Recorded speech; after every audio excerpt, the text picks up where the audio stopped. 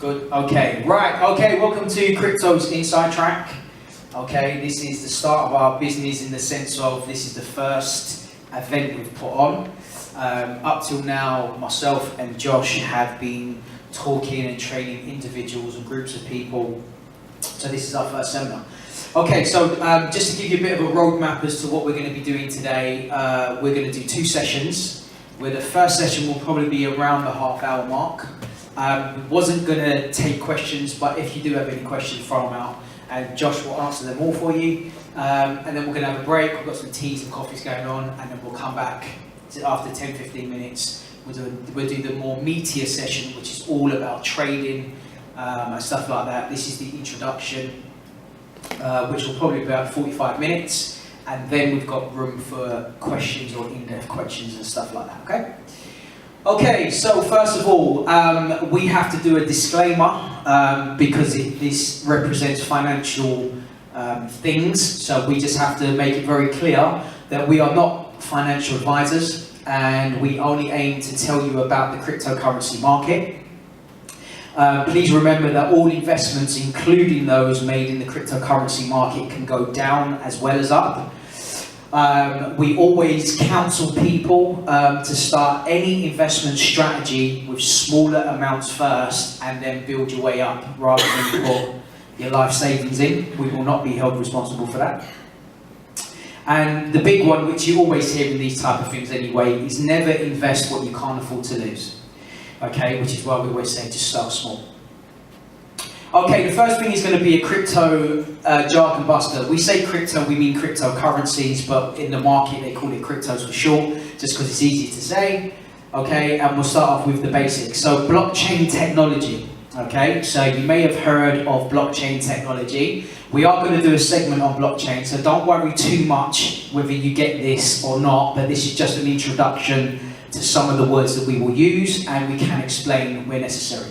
So, blockchain technology, a very complex database, okay? It's been said that it's so many different things, and it can do this and it can do that, but taking away all the bells and whistles, it really is just a very good and a complicated database. It isn't any more complicated than that.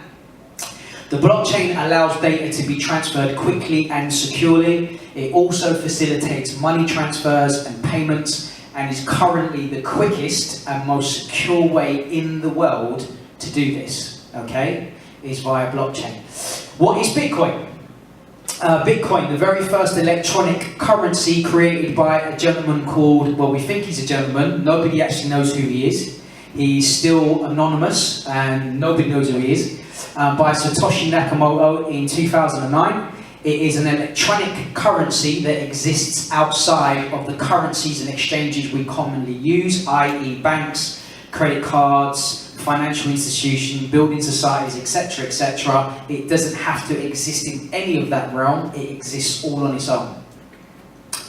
It is often called a peer-to-peer currency as it takes out any intermediary between people making exchanges and payments. And peer-to-peer means transferring directly to another individual without any third party involved, i.e. bank, credit cards, etc., etc. So as an example, if I have Bitcoin and I want to send them to Dominic, or this gentleman in the audience, anyway, I can send it to Dominic without going via a bank. If I've got Bitcoin in my account, I can send it directly to him. And I don't need anybody else's involvement. All I need is his wallet address, and we'll talk about what wallets are as well, okay? And that's known as peer-to-peer. It's just individual to individual. No institutions, no companies, no nothing, all right? Okay, altcoins is another word you may have heard, and basically what that means is alternative coins, and what that means is any other coins other than Bitcoin, okay? So all of the coins that we talk about, you could put under altcoins. It's a term to describe the many coins that have come into existence since Bitcoin was created and all work on their own independent blockchain. So every coin roughly works off of its own blockchain. It can be a little bit more complicated than that, but let's leave it simple and leave it as that. Tokens are different in their structure to a coin, okay, but without getting into all the technical aspects of it, let's just say that there is a slight difference, and that difference is just basically in the structure that they're programmed, okay, and basically they operate on top of a blockchain, which makes them easier to create. It's far easier to create a token than it is a cryptocurrency, okay? Well, we'll leave that there because we don't want to get into the too technical stuff about that. But there is a difference. So all coins, cryptocurrencies, and tokens. Okay, so cryptocurrencies or cryptos, as we like to say in the biz, okay, is the general term used for the variety of electronic currencies, the coins or the tokens, that can be purchased, traded, used to buy goods and services. And why the word cryptos is used is because it refers to the technology that encrypts the currency called cryptography. And basically cryptography, very simply, is it takes the information that you are going to send and it transfers it into a code. And then it sends the code. And that's all that it does. It is complicated, but let's simplify it. And that's all it does. It just encodes the data that is going to be sent. And that's why it's called cryptocurrencies, because of cryptography. Okay, another word, the next two words are quite key in the crypto world, which is decentralized. Decentralized means a thing that is not owned by any one person, individual or group, but it is shared ownership between everybody that uses it. And centralized, which means a thing that is owned by one person, group or individual, okay? So you've got decentralized and centralized. A crypto wallet basically is a software program that stores your coins online or offline. And all wallets generate a private and a public key. We've got a segment on wallets where we'll go into more depth. And the key for the keys is you never disclose your private keys, okay? When you create a wallet, we will go into it, it gives you a key. That key, if anybody gets that key, they can get to your coins. So you always keep your private keys private. I was a comedian in a previous life. Okay, so fiat currency, okay? And you'll hear us talk a lot about fiat currency. And basically, fiat currency means the currency that we use. So the currency of London, England is pounds, okay? And if you was in America, your fiat currency would be dollars, and so on and so forth, okay? But they call it fiat currency. Okay, a bullish market. A bullish market means a market that is going in an upward trend. And the reason why they call it a bullish market is they refer it to a bull that is charging, because it just comes at you and it doesn't stop. So if you're in a market that is increasing in value, you're in a bullish market. Equally, if you're in a market that is decreasing or losing value, you're in a bearish market. And again, the reason why they call it a bearish market is because when a bear attacks, it swipes from top to bottom. So in a decreasing manner, if you like, and that's why they call it a bearish market. Why they use a bull and a bear, I don't know, but that's the lingo. Okay, quick history of Bitcoin. The reason why we're doing this is because there is a lot of information that comes out about Bitcoin and cryptocurrencies, and a lot of the times they will say, it's coming to an end, it was a bubble, it's not going anywhere.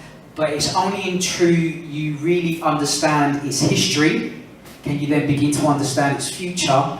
And when you hear these type of news stories coming out, you can go, you don't know what you're talking about, okay? So we'll give you a bit on history. So Bitcoin's first ever transaction was done on January the 3rd, 2009. A man called Gavin Anderson, who had been helping Bitcoin's creator Satoshi Nakamoto set up the software that created and powered Bitcoin. He received between 10 to 50 Bitcoins from Satoshi in that transaction. Bitcoin was initially created from a desire to see people in charge of the money they own, without having to involve or depend upon a bank, credit card company, or financial institution. Satoshi Nakamoto was disheartened with the financial institutions he saw around him and the corruption he believed he saw in these institutions. Embedded into the Genesis block, and we'll explain out what that is a bit later, were the words, "The Times, the 3rd of January 2009, the Chancellor on brink of second bailout for banks, and this refers to a headline published in the Times newspaper on the 3rd of January 2009, because there was such turmoil with the banks and the financial system, and in amongst that is when Satoshi created Bitcoin. Satoshi wanted a currency that was decentralized, meaning nobody owned it, and peer-to-peer, meaning individual to individual. He hoped that for all the countries and people that had had their money stolen or misused, that Bitcoin would be the solution, especially in countries whose currency was unstable and governments corrupt. Because a lot of people in some countries have had their money stolen from governments. You know, when you look at some of the smaller continents and some of the smaller countries, you have these dictators that come, they take over the country, and people lose their money. If they are operating on the Bitcoin system, those people can't get to it, because you obviously need private keys and you need a whole level, you have to go through a whole level of security in order to get to them. So this was one of the concepts behind Bitcoin.